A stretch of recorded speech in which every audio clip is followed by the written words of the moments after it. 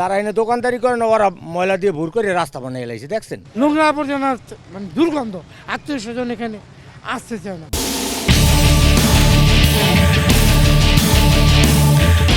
খালা ছিল ওই পর্যন্ত, একজনের দেখা আরেকজন ফালাইছে পরে ফেলাইছে। এলাকায় পানি জমাট হয়ে যায়, চলাচলে বন্ধ হয়ে গেছে। অতি কষ্টে আছি, এই জন্য দায় আমরা সকলে। খাল আছে, পানি নেই। মানুষের অত্যাচারে এমন নির্মম পরিণতি দাঁড়িয়েছে এক সময়ের খরস্রোতা সুভাড্ডা খালের। ভূমিদস্যুদের কালো থাবা আর দূষণে প্রাণ হারিয়েছে ঐতিহ্যবাহী এই জলাধারটি।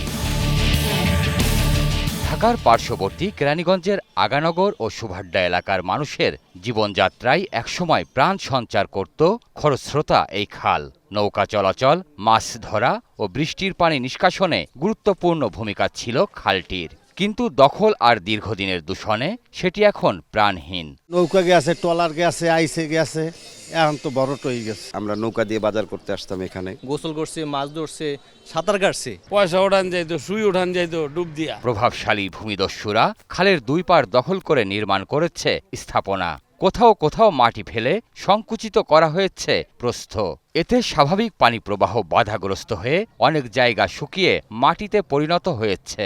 এমনকি কিছু অংশে মানুষ হেঁটে খাল পার হচ্ছেন। খাল তো আসিল মেলা গভীর, খাল আসিল ওই পর্যন্ত। খালের ময়লাগুলা এলাকাবাসী ফেলাইছে। বৃষ্টি বাদল আসলে এলাকায় পানি উঠে যায়, রাস্তাঘাট পরিবেশ খুবই খারাপ হয়। আমার বাসা বাড়ির ময়লা জলে আমি হাতে করে নিয়ে ফুট করিয়া রাস্তা খালি ভিতরে হালাই দিয়া নাই। অতিরিক্ত লোভের কারণে মনে করেন এই যে খালের অনেক অংশ দখল হয়ে গেছে দুই সাইড দিয়ে। বিভিন্ন বাসাবাড়ি, বাজার ও ছোট বড় কারখানার বর্জ্য প্রতিদিন ফেলা হচ্ছে খালে। পচা আবর্জনা ও শিল্প বর্জ্য দুর্গন্ধ ছড়াচ্ছে আশপাশের এলাকায়। যারা এনে দোকানদারি করেন ওরা ময়লা দিয়ে ভুর করে রাস্তা বানিয়ে এলাইছে, দেখছেন? নোংরা আবর্জনা মানে দুর্গন্ধ, আত্মীয় স্বজন এখানে আসতে চায় না। বর্জ্যের কারণে মশামাছির উপদ্রব ভয়াবহ আকার ধারণ করেছে।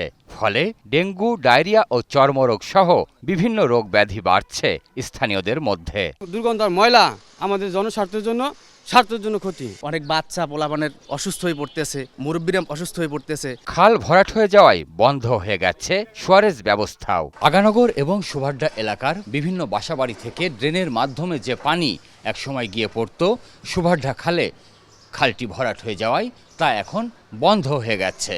এতে করে মহল্লার ভেতরে তৈরি হচ্ছে জলাবদ্ধতা। এতে চরম ভোগান্তিতে আছেন আগানগর ও সুভাড্ডা এলাকার কয়েক লাখ মানুষ।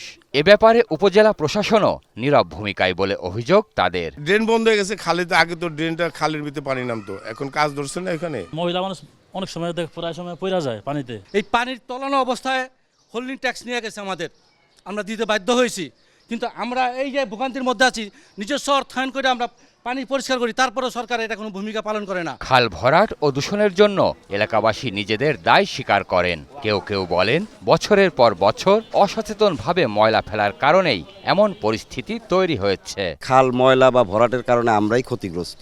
রিক্সা চলাচল বন্ধ গেছে, পানি জমে গেছে, বর্ষে ময়লা ফেলাইছি, এই জন্য দায় আমরা সকলেই। ব্যবসায়ীদের বিরুদ্ধেও রয়েছে খাল ধ্বংসের অভিযোগ। স্থানীয় বাজার ও কারখানার বর্জ্য সরাসরি খালে ফেলায় আরও তীব্র হয়েছে দূষণ। জোর কইরা সিন্ডিকেট যেটি এরাই মালাই না, আবার আগের মতন দোকানদারি করতে চাইতেছে। এই যে ভাই বাড়িগুলো এটা খালি রাস্তা ছিল। খাল তো ছোট করে আলাইছি আমি আপনি।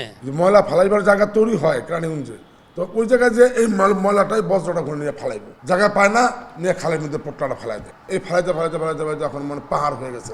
এক সময়ের প্রাণচঞ্চল সুভাড্ডা খাল এখন যেন হাহাকার করছে নীরবে।